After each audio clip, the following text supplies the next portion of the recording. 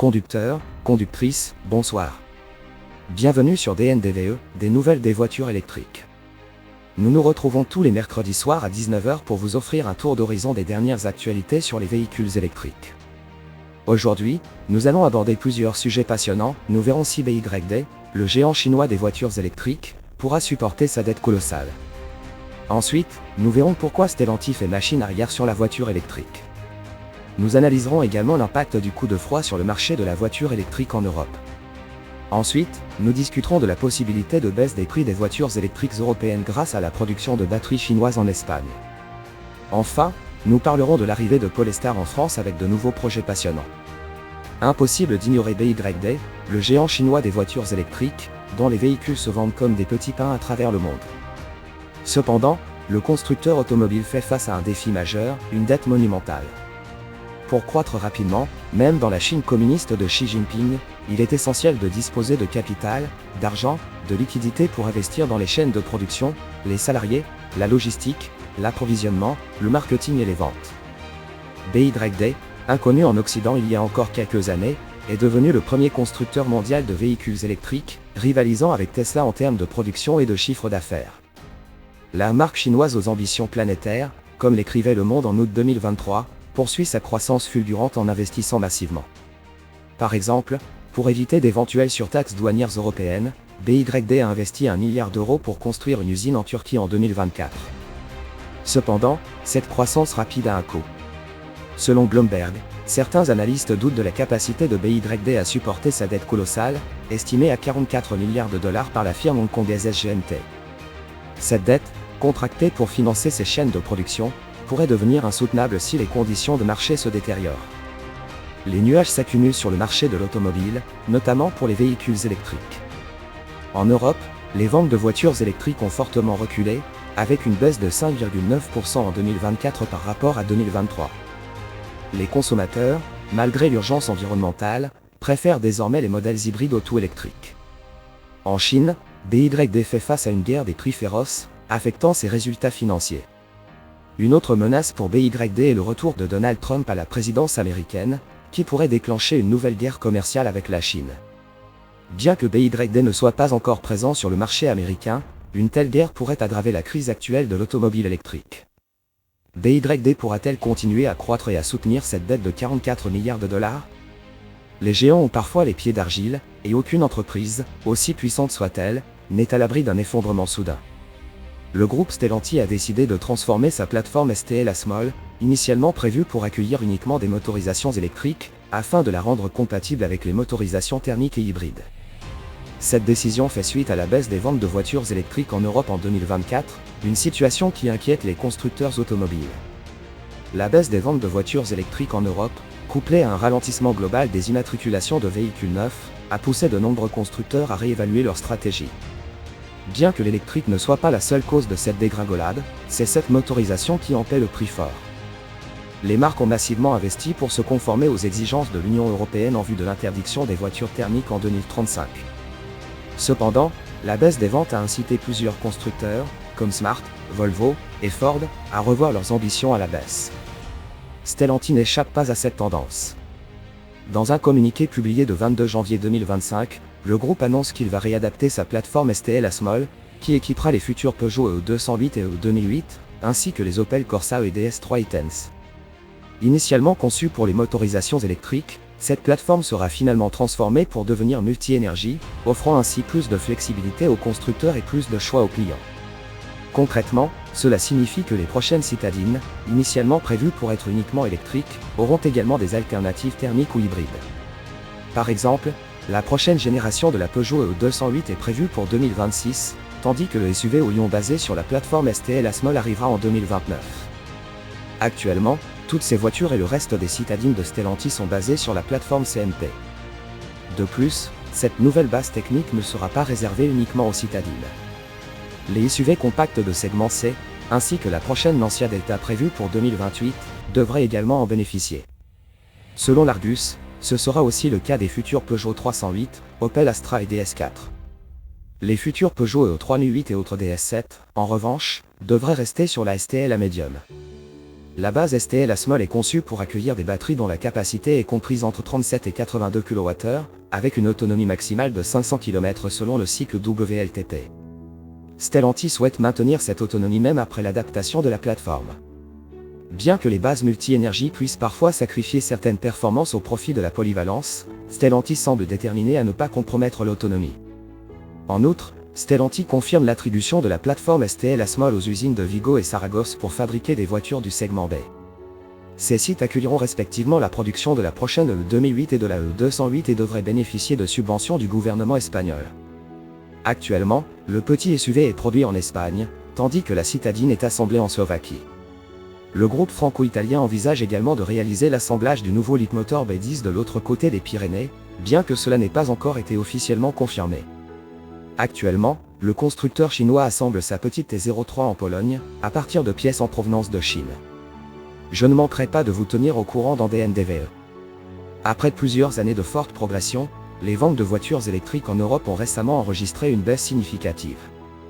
En août, le marché automobile européen a chuté de 18,3% par rapport à l'année précédente, principalement en raison de la morosité des marchés allemands, français et italiens, selon les chiffres publiés par l'Association des constructeurs européens, ACEA.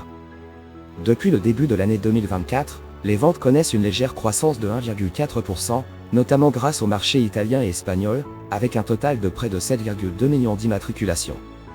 Les ventes de voitures électriques ont enregistré leur quatrième mois de baisse consécutif en août, avec une chute de 43,9%, repassant sous la barre des 100 000 véhicules et représentant 14,4% du marché. Cette baisse est attribuée à la réduction des bonus à l'achat dans certains pays et à l'attente de normes plus sévères d'émissions de CO2, qui devraient introduire des modèles plus abordables en concession. Les immatriculations ont reculé en Allemagne, en France, en Espagne, en Italie et en Suède, mais continuent de croître en Belgique et au Danemark. Le leader du secteur, Tesla, a vu ses ventes reculer de 43,2% sur un an et de 14,9% depuis le début de l'année. Au Royaume-Uni, les immatriculations de voitures électriques ont également progressé. Sur ce marché en repli, les voitures hybrides, non rechargeables, sont les seules à progresser en août, avec une hausse de 6,6% à plus de 200 000 unités, représentant désormais 31,3% du marché, contre 24% en août 2023. Les voitures à essence ont baissé de 17,1% sur un an mais dominent toujours le marché avec 33,1% des immatriculations. Les ventes de modèles diesel sont en chute libre sur la plupart des marchés européens, avec une baisse de 26,4%, représentant 11,2% du marché. Les modèles hybrides rechargeables ont également reculé de 22,3% et représentent 7,1% des immatriculations. Parmi les constructeurs, Volkswagen recule moins au mois d'août que le marché, avec une baisse de 14,8%, tandis que Stellantis plonge de 29,5% avec ses marques Peugeot, Citroën, Fiat et Opel. Renault et Hyundai Kia résistent mieux, avec des baisses de 13,9% et 14,5% respectivement.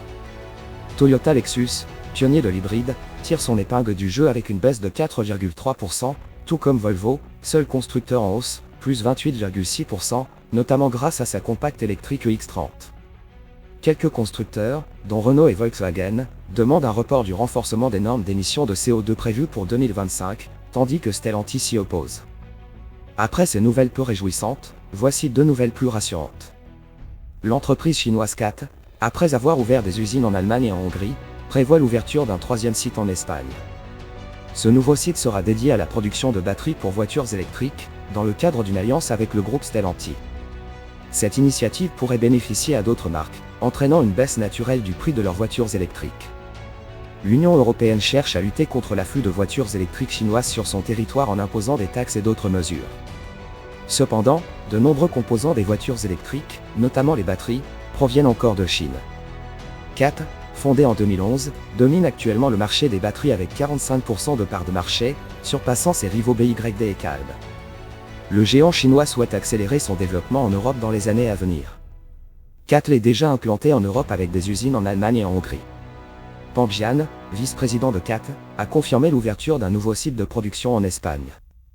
Ce projet est le fruit d'une collaboration avec le groupe Stellantis, dans le cadre d'une joint venture annoncée à la fin de l'année dernière. Le nouveau site produira des batteries LFP, lithium fer phosphate, pour Stellantis, au détriment de la firme tricolore ACC, qui rencontre des problèmes de production. La technologie LFP est moins coûteuse que la chimie NMC, nickel manganèse cobalt, ce qui pourrait réduire le prix des voitures électriques. l'usine en Espagne aura une capacité de production annuelle de 50 GWh, permettant à Peugeot et d'autres marques utilisant ces batteries de rendre leurs voitures plus propres. La fabrication des batteries en Europe, sous des normes plus strictes, est également plus éthique et respectueuse de l'environnement. Outre Stellantis, d'autres constructeurs comme Renault, Mercedes, BMW et Volkswagen pourraient également bénéficier de ces batteries produites en Espagne. CATL a récemment reçu la certification de Volkswagen pour des tests de modules, ce qui pourrait renforcer cette collaboration. En parallèle, Volkswagen possède encore des parts dans Northvolt, mais l'avenir de cette collaboration reste incertain. Après avoir été interdite en France à la suite d'un conflit avec Citroën, Polestar s'apprête enfin à faire son entrée sur notre territoire. La marque de voitures électriques viendra avec sa berline, la Polestar 5, et prépare le lancement d'un SUV compact produit en Europe. Il y a quelque temps que nous n'avions pas eu de nouvelles de Polestar. La marque sino-suédoise, qui a pris son indépendance de Volvo en 2017, n'était pas encore présente en France en raison d'un conflit avec Citroën autour de son logo, entraînant l'interdiction de sa commercialisation sur notre territoire. Depuis, les tensions se sont apaisées, et en 2024, nous avons appris que Polestar aurait enfin le droit d'être vendu en France. Après un silence radio, le constructeur, appartenant au groupe chinois Geely tout comme Volvo, Lotus et Zeekr, a enfin donné des nouvelles via un communiqué récent. Polestar confirme son arrivée en France dès cette année. La firme explique que la nouvelle expansion du marché de Polestar se concentrera désormais sur la France, avec des ventes débutant en 2025. La France est l'un des marchés de véhicules électriques les plus importants et à la croissance la plus rapide en Europe, et un choix naturel pour une marque haut de gamme comme Polestar. Bien que cette nouvelle soit positive, elle confirme également que l'entreprise a revu ses ambitions à la baisse. Initialement, Polestar prévoyait d'arriver dans d'autres pays comme la Pologne, la Slovaquie, la Thaïlande et le Brésil dès cette année. Cependant, ces plans ont été reportés à 2026 en raison du ralentissement des ventes de voitures électriques dans le monde en 2024. Polestar s'attend à ce que l'année qui démarre soit la plus forte de son histoire. La marque, qui rivalise avec Tesla et BYD, prépare le lancement d'un modèle très attendu, la grande berline Polestar 5. Prévue pour le second semestre, cette voiture chassera sur les terres de la Tesla Model S et étoffera la gamme déjà composée des Polestar 2, 3 et 4. Assemblée en Chine, elle sera la première Polestar à être équipée d'une architecture 800 volts, garantissant des recharges express. Un essai avec des batteries StoreDot avait même conclu à une recharge en 10 minutes, mais il reste à voir si ce pack arrivera en production. Polestar prévoit également une hausse de ses revenus, notamment grâce au rachat de crédits CO2 par les constructeurs à la traîne sur l'électrique, à l'instar de Tesla, qui pourrait bénéficier d'1 milliard de revenus par cette source. L'actualité de la marque suédoise devrait être particulièrement intense au cours des prochains mois, d'autant plus qu'elle vient d'annoncer le lancement d'un autre modèle totalement inédit, le Polestar 7. Ce SUV compact, sans doute inspiré de le X30 déjà vendu chez Volvo, sera produit en Europe. Bien que la date de sortie n'ait pas été confirmée, il y a de fortes chances pour qu'il soit assemblé en Belgique, au sein de l'usine qui produit également le X30. Cela offre de grands avantages, la voiture ne sera pas soumise aux droits de douane plus élevés pour les autos électriques chinoises, ce qui aura un impact positif sur le prix, et elle pourrait également bénéficier du bonus écologique en France, à condition que ce dernier soit toujours d'actualité à son arrivée. Le constructeur précise également que, à partir de la Polestar 7, l'entreprise passera progressivement d'une approche multiplateforme à une architecture unique, réduisant ainsi la complexité, les coûts et les investissements. Cela pourrait indiquer un passage sur la base technique SPA3, qu'entraînera le futur Volvo X60, mais cela reste encore à confirmer. Voilà pour cette semaine. Merci d'avoir suivi DNDVE, des nouvelles des voitures électriques. Abonnez-vous, partagez cette vidéo, et activez la cloche pour ne rien manquer. On se retrouve mercredi prochain à 19 h pour un nouvel épisode. À très bientôt.